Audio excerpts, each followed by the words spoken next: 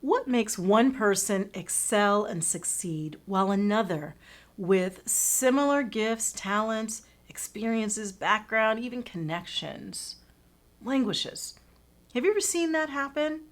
This was a question I had more than a decade ago, and I ended up writing a book around it called Successful Women Think Differently. In fact, I had just finished my graduate program in applied positive psychology at the University of Pennsylvania, and this was the question I wanted to answer in my capstone. Well, this year is the 10-year anniversary of Successful Women Think Differently, and we are celebrating. I am so excited about this book. Of the 13 that I've written, this one is the best selling of them all. It's translated in the most languages. It's so fun for me when I pick up Indonesian copies and Russian copies and French and Spanish and German. But what's most exciting to me is that I know the book has touched so many people. And so one of the ways I want to celebrate is with this 9-part video series about the 9 habits in Successful Women Think Differently. 9 habits that make you happier, healthier, and more resilient. And I promise, even if you're a guy, you'll get something out of these habits. So let's start with habit number 1. Habit number 1 is so simple. It's this: believe you can do it. How you explain your successes and your failures actually predicts a lot more about your potential than you think. So what I realized as I began really researching, what is the difference between two people with similar talents, gifts, experiences, connections? What's the difference when one excels and the other languishes? And it really is about the fact that they think differently. It's not enough to just know what steps to take. We've all been in the position of knowing the steps. If you've ever tried to lose weight, you know the steps, right? It's always around eating better, moving more. The thing is, when it's time to eat better or move more, what do? Typically, it's the battle of the thoughts. What are you saying to yourself when it is time to put on those workout shoes, when it's time to eat better? And the person who takes best control of their thoughts, the person who has the most optimistic thinking style, is the most likely to be able to move forward. In fact, the way you explain your successes is super important.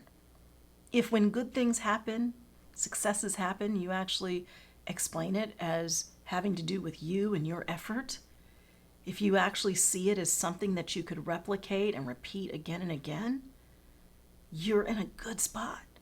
That's how the most successful people think. But so many, when they are faced with a success, don't give themselves credit. They see it as being luck. They see it as, maybe it was just, somebody just gave me that opportunity. They don't take credit for the work that they've put in, for their contribution to their own successes. And in fact, they see their successes as being temporary. I know it happened this time, but if it's a fluke, is it going to happen again next time? So the first step of believing you can do it is actually something you can cultivate. And so if there's an area in your life where you're lacking a bit of confidence, maybe it's a move you want to make at work or something going on personally, maybe it's even a conversation that needs to be had, and you find yourself hesitating and procrastinating simply because you don't actually believe you can do it, you can build up your confidence by doing something smaller, but something you currently can believe you can do. So if it's a tough conversation you need to have and you're not ready with that person, maybe there's a smaller hard conversation you could have with someone else. And when you have that conversation and you realize, oh yeah, I can do this, you become ready for a little bit bigger conversation. In fact, this whole idea of being able to cultivate a sense of confidence is super powerful. It's one of the ways that the most successful people think differently. They know that they have insecurities. The most successful people aren't perfect, but they are aware of their thoughts, and they intentionally notice when their thoughts are getting in the way, and they find ways to tweak and change their thoughts in order to help them move forward. So habit number 1, very simply, believe you can do it. That thing that you keep saying you can't do or you keep doubting yourself about, chances are you really can. but it starts with you thinking you can.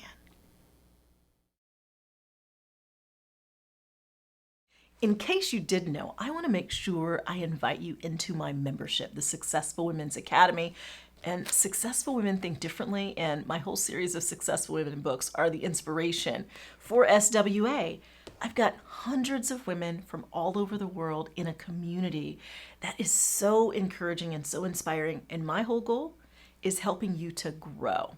Personal growth is the key to getting to where you really want to be. So check it out. Just go to valerieburton.com. I'd love for you to join and be one of my members so I can coach you.